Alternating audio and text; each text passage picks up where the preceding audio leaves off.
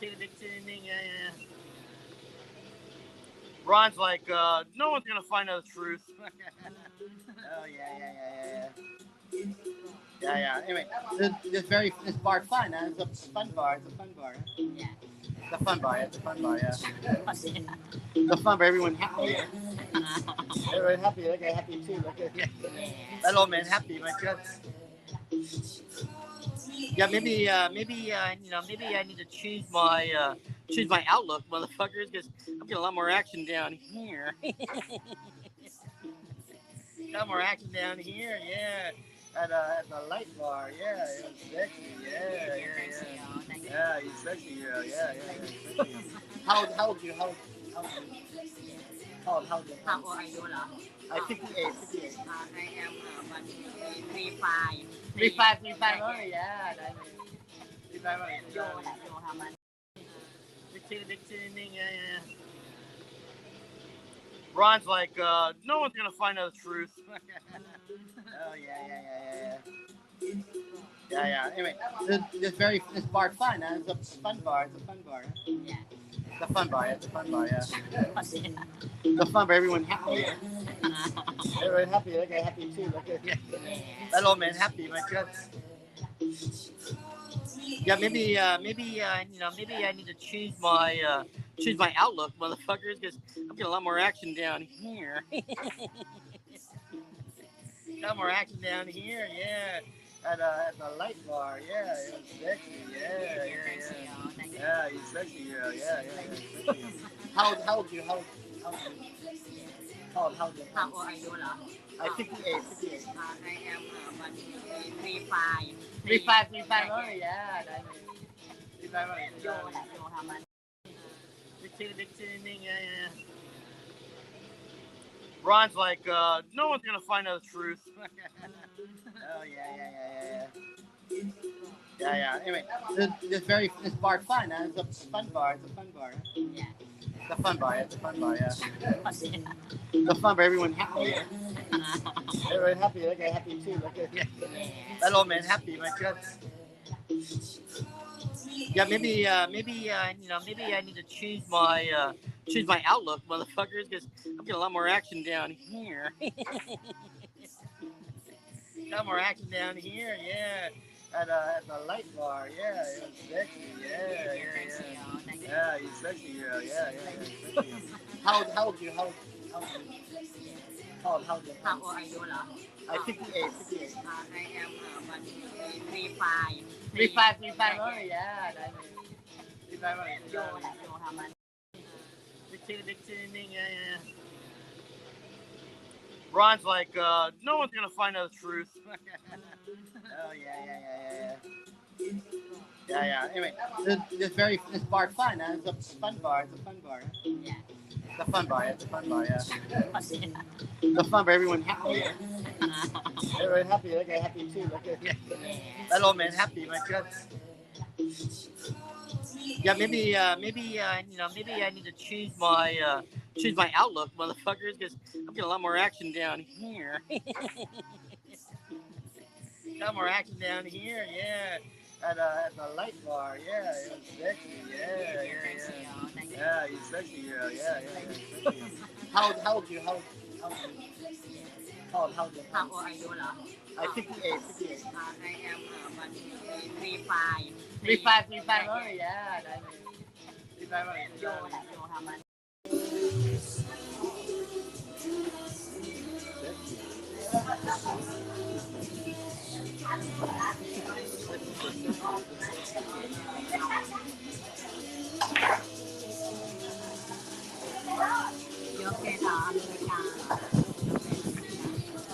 My friend everywhere.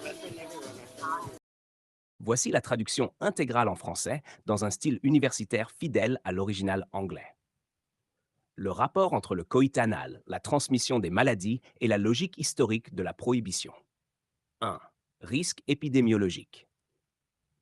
Les données de surveillance modernes confirment une différence majeure de probabilité de transmission virale entre le coït anal et le coït vaginal, même en cas d'usage du préservatif. VIH. Le rapport anal réceptif présente un risque d'infection par acte estimé à 1,4 ou 1,7 %, contre 0,08% pour le rapport vaginal réceptif. Hépatite B. L'ADN viral a été retrouvé dans les selles et la muqueuse rectale. La transmission par contact unique est environ 8 à 10 fois plus élevée que par voie vaginale, car le virus résiste aux selles biliaires et reste viable dans les microlésions. Hépatite C. Bien que surtout sanguine, la transmission est facilitée par les traumatismes rectaux et l'inflammation muqueuse, surtout en cas d'infection sexuellement transmissible concomitante, IST. Les préservatifs réduisent fortement, mais n'éliminent pas ces risques. Les taux de rupture et de glissement sont plus élevés lors de rapports anaux en raison du frottement accru, de l'absence de lubrification naturelle et d'une pression sphinctérienne supérieure. Bagley et al., Ant G. Epidemiol, 2010. 2. Causes anatomiques et microbiologiques. Le canal vaginal s'est développé comme interface autoprotectrice entre le milieu externe et interne. Son épithélium pavimenteux stratifié se régénère rapidement, sécrète du glycogène et héberge des lactobacillus, qui maintiennent un pH proche de 4,0. Ces bactéries produisent de l'acide lactique et du peroxyde d'hydrogène qui inhibe Gardnerella, coli et la réplication virale. Le canal anal, au contraire, comporte un épithélium cubique ou prismatique à couche unique, dépourvu de défense microbienne équivalente. Les taxons dominants, Bacteroides, Clostridium, Enterococcus, se développent à pH neutre, 7,0. Le tissu se fissure facilement sous contrainte mécanique, ouvrant des portes d'entrée aux infections systémiques. Même les néovagins chirurgicaux créés à partir de peau pénienne ou de tissu rectal tendent à retrouver cette flore entérique cutanée mixte, d'où des taux élevés de vaginose bactérienne, d'infections à pseudomonas et de candidose. Bouman et al., SexMed, 2016. 3. Raisonnement juridique et théologique médiéval. Les interdictions canoniques des XIIIe et XIVe siècles, codifiées dans les décrétales de Grégoire IV, 1234, et reprises par les statuts municipaux ultérieurs, résultaient d'une synthèse entre la philosophie naturelle aristotélicienne et la téléologie chrétienne. Dans la Somme théologique de Thomas d'Aquin, 2.2, 154 à 12, la sodomia figure parmi les peccata contra naturam, non par aversion de l'affection, mais parce que l'acte détourne la faculté générative de sa fin naturelle. Ce cadre est fonctionnaliste. Chaque organe possède une finalité observable dans la nature, et l'usage contraire à cette finalité constitue une inordinatio, un désordre. Les commentateurs médiévaux notaient également que les actes anox provoquaient souvent ulcera et putredo, ulcération et putréfaction, et parfois sterilitatem, stérilité. Bien avant la microbiologie, ces descriptions correspondent remarquablement à nos connaissances actuelles des microdéchirures rectales et des infections. Ces interdictions furent donc biomédicales avant l'heure, cherchant à réguler des actes perçus comme nuisibles au corps et, par extension, au corps social. Elles ne visaient pas l'amitié ou l'attachement entre hommes. La littérature monastique contemporaine, telle de Spirituali Amicitia d'Elred de Rievaulx, témoigne de l'acceptation d'affections profondes entre personnes du même sexe dans un cadre de chasteté. 4. Transformation rhétorique moderne. Au 19e et 20e siècle, le discours passa d'une logique fondée sur l'acte à une logique fondée sur l'identité. La médicalisation de la sexualité, inaugurée par Krafft Ebing, Psychopathia Sexualis, 1886, et poursuivie par la psychanalyse freudienne, réinterpréta la sodomie comme marque d'orientation. Les interdictions historiques furent alors perçues comme des attaques contre l'amour, plutôt que comme des tentatives préscientifiques de prévention des infections ou de maintien d'un ordre fonctionnel. Cette confusion demeure dans certains plaidoyers contemporains, où l'on confond anatomie, loi et affection, pour des raisons politiques ou symboliques. Pourtant, les législateurs médiévaux, sans microscope ni théorie microbienne, avaient observé que certains actes engendraient des lésions et des maladies. L'épidémiologie moderne confirme l'intuition empirique de ces lois, tout en distinguant à juste titre le risque corporel de la dignité personnelle. 5. Conclusion. La controverse persistante autour du coït anal, en santé publique comme en théologie morale, découle d'une confusion de catégories. Les données biomédicales décrivent le risque. Les codes moraux et juridiques cherchaient historiquement à le réguler par le langage de l'ordre.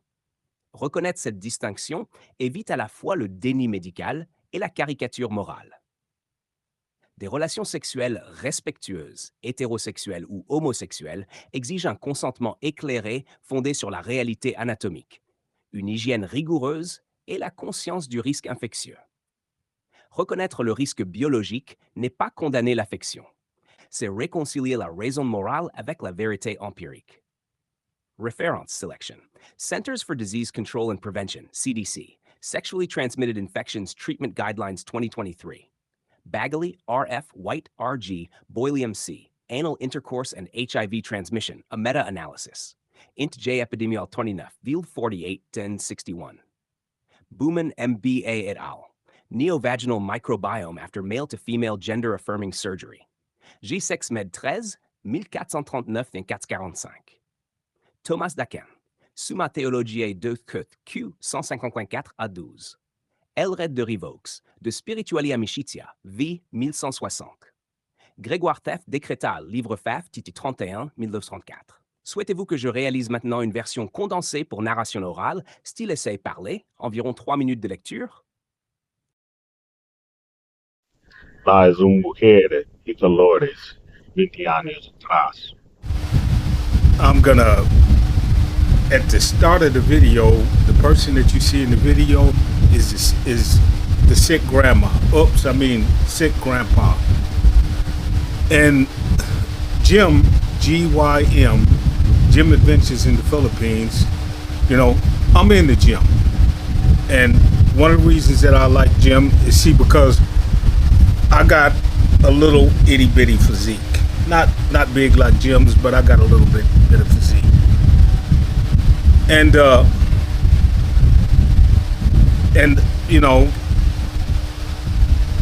like another guy on the internet and from the Philippines, he has, you look at him, and I'm going to show a video of him, and he has an expensive sports watch, and you can tell that he's using it. He's a great runner. Now, in the video that was prior to this, you got the sick grandpa, and it appears, and I'm going by what he's saying. He says, and I'm going to say it in Spanish and in Portuguese in case you think I don't have it right. He says, eu vou descobrir este lugar porque talvez este lugar é mais precioso. He says, eu vou a este bar porque eu penso que neste bar eles têm está mais divertida. Okay, that's what he's saying,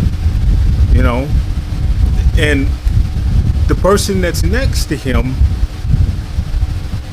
I don't know what the person's sexuality is, and I'm not claiming to know. But and you'll notice that the sick grandpa embraces the person and kisses that person, and I'm sure to all of you guys that's just absolutely repulsive. I'm sure.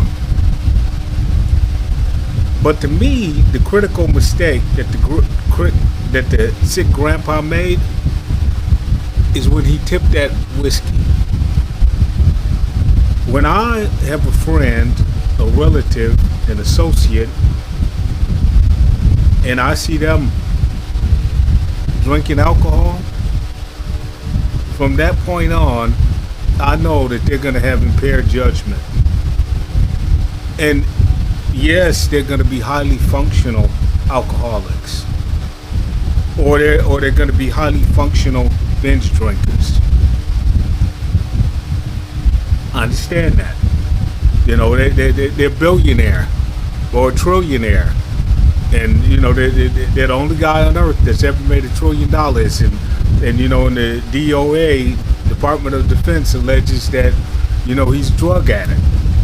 He gets his eye socket knocked out, and he gets dragged out of the White House by another by a sex addict and potential drug addict who's president. He gets dragged out by that addict, and he says his little boy hit him in the eye. Okay, now I don't care how much money he has or how much power the guy has. Once I see this, that's it. I will never, ever, ever, the person that does that, I will never, ever, ever have absolute confidence in them. With that type of person, I'm always sleeping with one eye open. And hopefully I'm not ever sleeping in the same room, same house, same castle, same country with them, same planet. They are absolutely unpredictable. So when I'm talking about the sick grandpa, all y'all are worried about is whether or not he kissed that person that he kissed.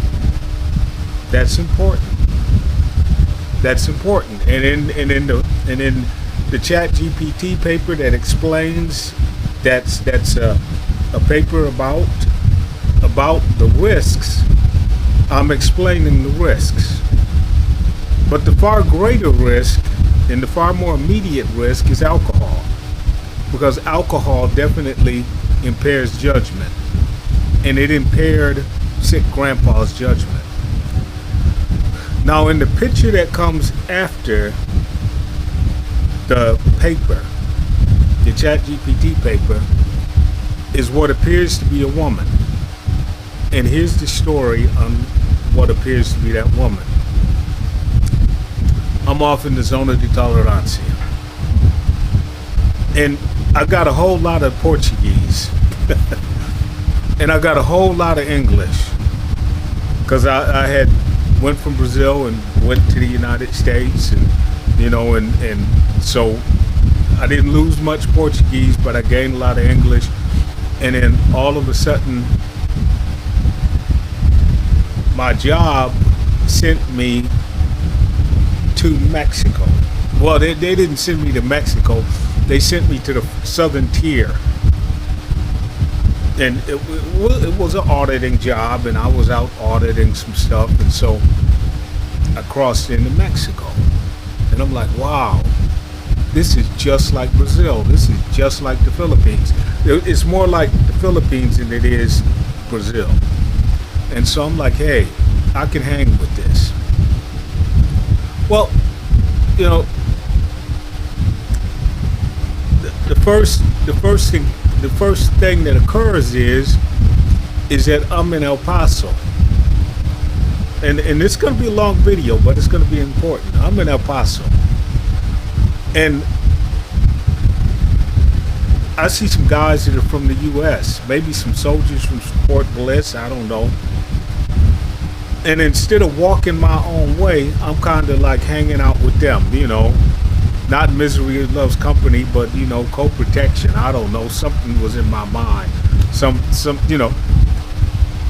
They couldn't understand what people were saying, and I could understand what people were saying. But obviously with only Portuguese and English, I couldn't be understood. So back in those days, El Paso still had kind of like a little zona. So those guys from Fort Bliss, they went over to this little zona. I went with them. All of a sudden, just like in all of these videos, the sales girl steps up front and steps to me. And I look at the sales girl real close. And then here's where I make a critical mistake. Because in those days, I'm an irrational homophobe. I'm going to say that again. In those days, I'm an irrational homophobe. So I'm suspicious of everybody and everything. I'm not a man that can make my own choices. People make my choices for me. So this guy steps forward. Well, this woman steps forward and says something like, "Oh, ¿cómo está? ¿Tú estás bien?" And, going like this, "Oh, yo quiero por ti, tú puedo andar conmigo, anda conmigo." And all of a sudden, the guys that I'm with, they're happy for me. But all of a sudden, I'm like, damn, there's a little bit of bass in this voice. So I just reach down, boom, and grab a pair. And well, first, before that, I said, hey, ¿tú eres una mujer? And the person said, sí, yo soy una mujer. I said, seguro tú eres una mujer. Sí, yo soy una mujer. Hey, por la tercera vez, ¿tú eres una mujer? Sí, yo soy una mujer. At this point, I just stick my hands right down there because I'm going to test and see for myself. I reach down there. I feel nothing but them nuts. So all of a sudden, I raise up like this and lift this person up. I got one hand on the shoulder and one hand between the person's leg, and I'm lifting the person up like this. And I'm like, hold on, wait. What is this that I got in my hands here if you're a woman? Now, that was stupid. And let me explain to you why. Porque toda la gente que trabaja en los servicios tiene un dueño y tiene un amor. Y cuando tú tienes chingazos con un amor de un otro, o la puta de un otro, see, I didn't realize that. So I'm messing with somebody else's property, like an idiot, because I'm a homophobe. Okay, so I'm getting to the person in the picture. So sometime before that, there was a club that was in Ogden, Utah. And this was between Phoenix, Arizona, and the North Pole. This was, and I've told this story on YouTube before, this club was one of the only clubs from the North Pole all the way to Phoenix, Arizona that had any bump, bump, bump, bump, bump, bump, bump, bump, bump, bump. So if you wanted to meet a woman that was like this, not planchada, pero curviosa.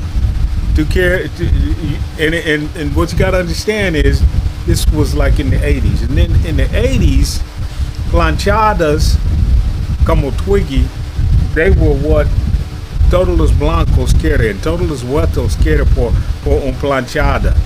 Y if you said that yo quiero por una mujer que está curviosa, you were considered to be a man of poor taste, and you were considered to be blackish in your taste. So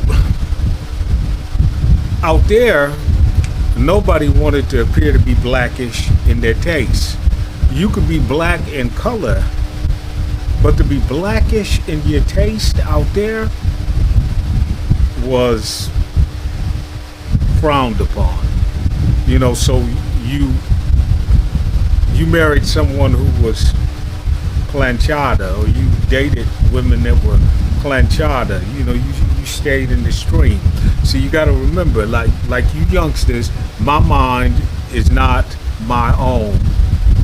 Don Banks controls my mind. Austin Holloman controls my mind. Calvin Roach controls my mind. Big Jim Stud over there in Cambodia, he controls my mind. Sick Grandpa, he got my mind. Philippines Annex, they got my mind. Old Paul, Old Dog, Old Nutrix, they got my mind. Geo turns the screws in my mind. See, I'm incapable of thinking for myself, especially back then. So I get to this club and I sneak in there because I don't want anybody to know that I got blackish taste. I don't want them to know. I sneak off into that club and I meet a redhead with some double D's named Janice. Big, curvaceous, curves everywhere. But Janet also had blackish taste. So it was a match. It was a match. So I drive like 500 miles round trip to see Janice. And so one day, and Janice had a roommate. And this roommate, his name was Curtis. Curtis never came into the bedroom. Curtis never got in my way, and I never got in Curtis's way, and I didn't give a damn about Curtis, really. So one day, when I swoop over there, Janice has a big wedding ring, on an engagement ring, wedding ring, I mean a big diamond like this on her finger. That ring was big. So I said, Janice, what, are you getting married? She said, yeah, I'm getting married to Curtis.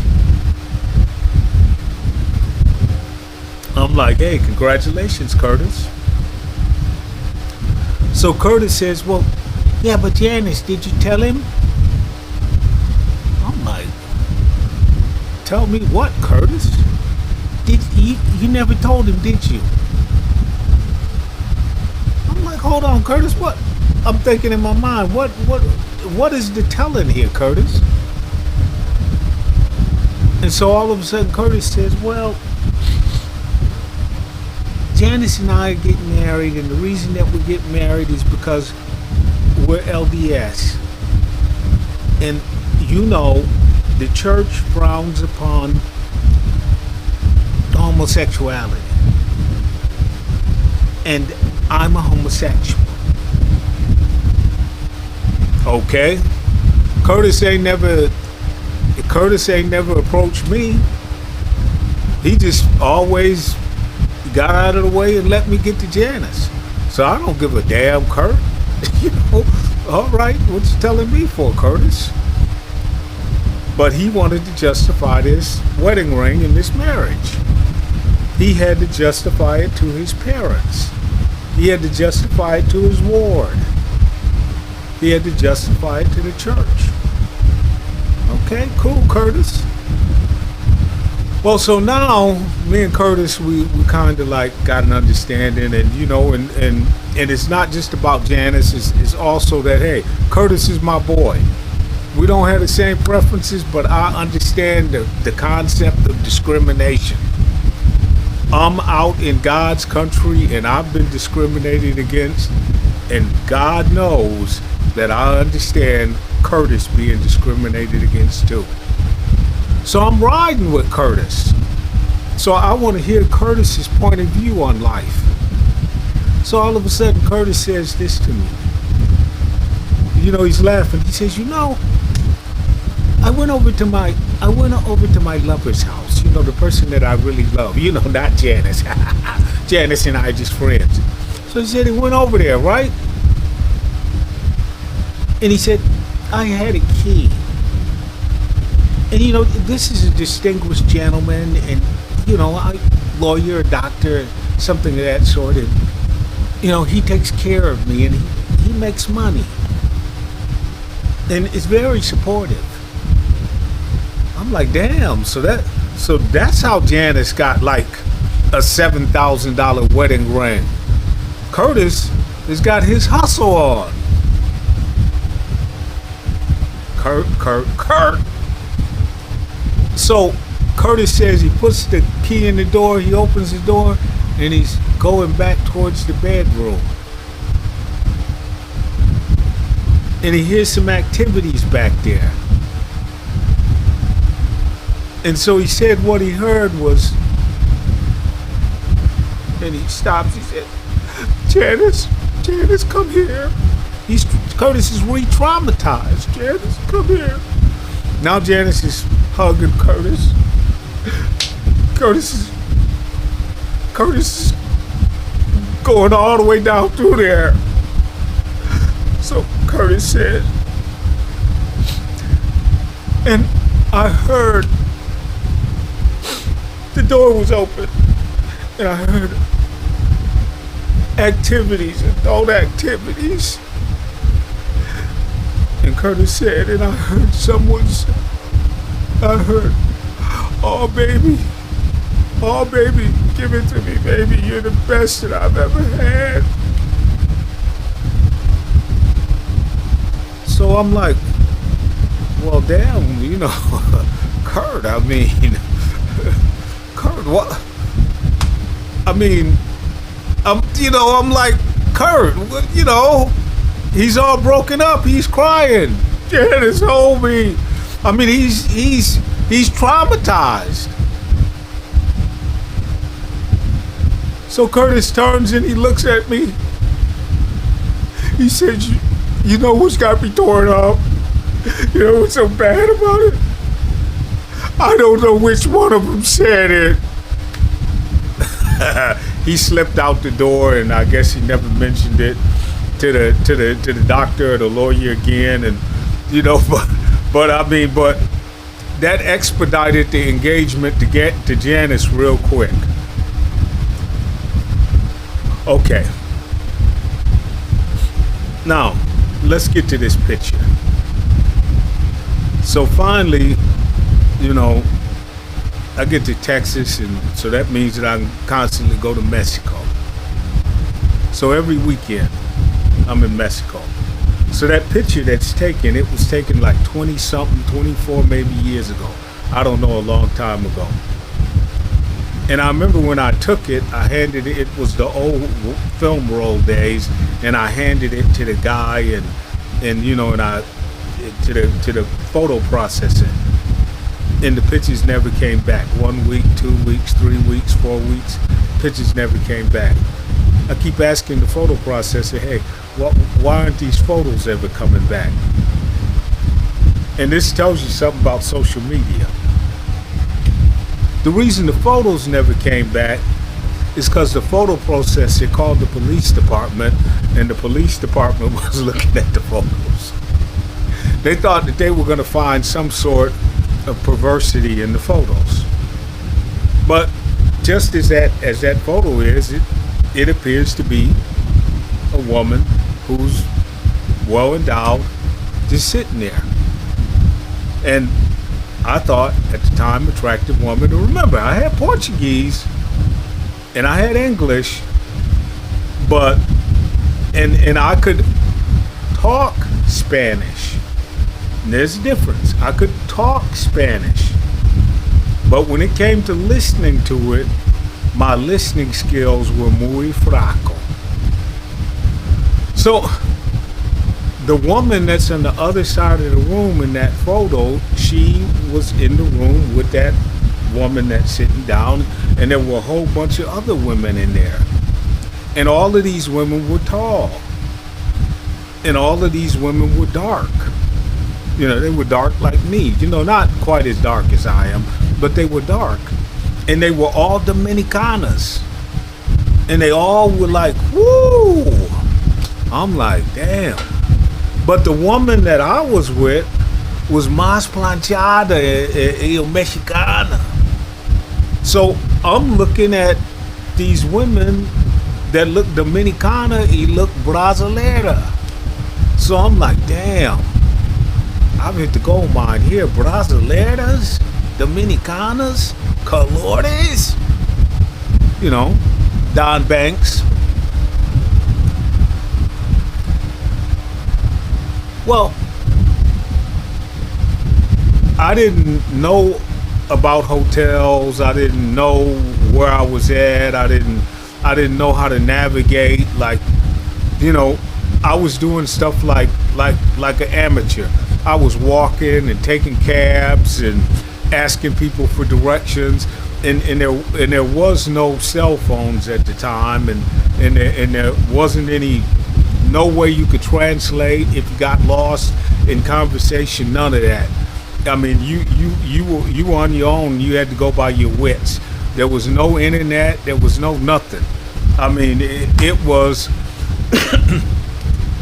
it was maybe the Dick Bandit done landed, but in those days, you had to come prepared.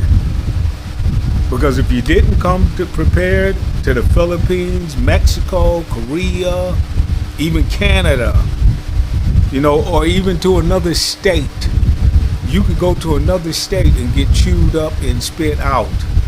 I saw guys try to go to Wyoming back in them days and get chewed up and spit out in Wyoming.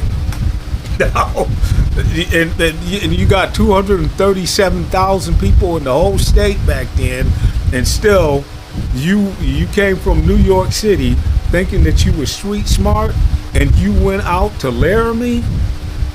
Woo! You got sent through a buzzsaw. And I got a story of what happened to me and an African dude in Laramie, where we nearly got zzz. Okay, so that was the way the world was. There was no general. It was all General Custer, Little Bighorn, and no cavalry. That's the way it was back in those days. So I don't know where the hotels are or anything of that sort. I know there's accommodations in the zona, but I don't know anybody. I mean, So I asked this lady. I said, "Hey, I'm gonna pay you $25. Can I just sleep in the bed with you?" And I said it like this: "Hey, yo no conoce nadie aquí. Yo tengo $25. Yo puedo dormir contigo por $25? And she said, "Sure." It wasn't sexual. I just needed someplace to lay my head. Well, in her room, all of these Dominicana Brasileiras were walking in and out before she went to sleep. And I'm looking at them, and I'm like, damn. And these curviosas están más bonita que la planchada.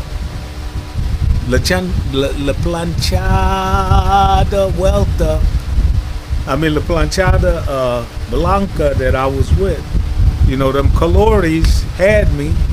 So all of a sudden, the woman turns to me and she says, "Hey, yo quiero decir esto a ti. ¿Tú sabes que mujeres tienen anos también?" I'm like, what in the hell? I'm like, what is she talking about? I mean, I'm not even in anal sex. I mean, what is she talking about? I just asked her to go to sleep, and that's all I was gonna do. I'm confused here. I'm very, very confused.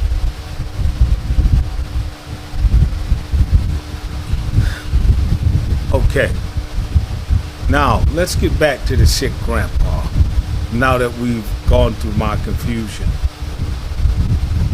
So when you go to these countries, you come with your native perception from your country or from the last place you were at.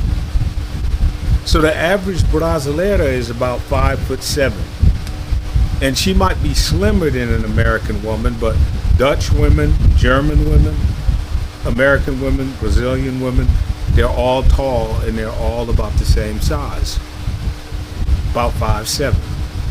And the average American woman now is all the way up to 165 pounds. So you get someplace like Mexico, Philippines, Thailand, Big Jim, Cambodia, where the women are 3 to 4 inches shorter than the women in Brazil, in France, in Holland, in Germany. See, because when you hear people say, "Oh, the Filipinas are so beautiful," they're not talking about their looks. They're talking about the fact that they look prepubescent. They look like a prepubescent Western female. They look sweet 16 forever. That's what you're concentrating on. You're not concentrating on their facial features. If you were concentrating on their facial features and you wanted someone that looked perfect but looked like them, you go to Madagascar. But you're not going to Madagascar, are you? Or you go to Ethiopia, but you're not going to Ethiopia, are you? Because they're a little bit too blackish. You know, remember I was saying that you gotta prove that you're not into blackish taste, because blackish taste is crude taste. You know, back in the day, they used to say that the black guys would have sex with anything. That's what they were trying to say about blackish taste. And unfortunately, a lot of times when you see on the internet, you do see that, even in this Don Banks era. That's why they're always talking about, I'm with a baddie, Austin Holloman. I'm with a baddie. They always got to prove and verify their taste. They just can't let it ride. Okay. So what I'm trying to say to you is that from all indications, the sick grandpa got caught up. He got caught up. I'm not saying that he did anything more than kiss that person, but he got caught up. And the thing that you have to realize in your life, particularly if you're a youngster, you have to realize that, number one, old guys like me are not going to be forthcoming with our experiences, and we're not going to be honest. And young guys like Don Banks, they're not going to be honest either, because when they get fooled, they're keeping it to themselves, like Sir Sonny Brown. It just so happened that sick grandpa is on video and he can't keep it to himself. It's out there. It's out there.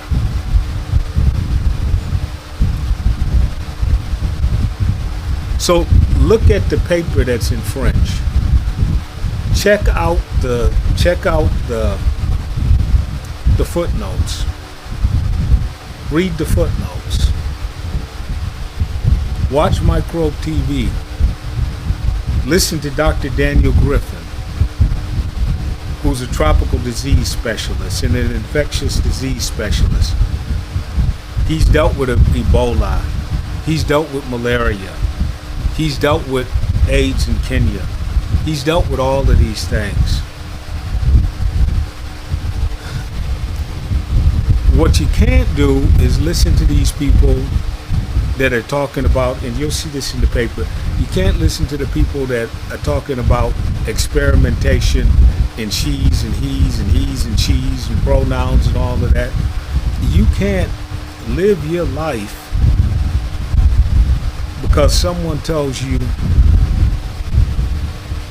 I jumped off that cliff right over there without a parachute, and look at me, I'm just fine.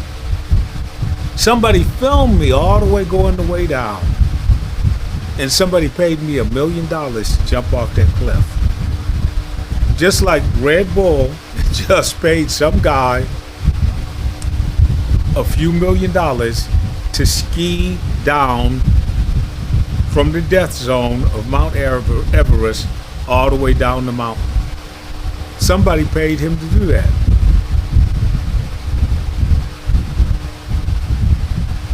And he did it. I'm not gonna do it. I'm not gonna do it.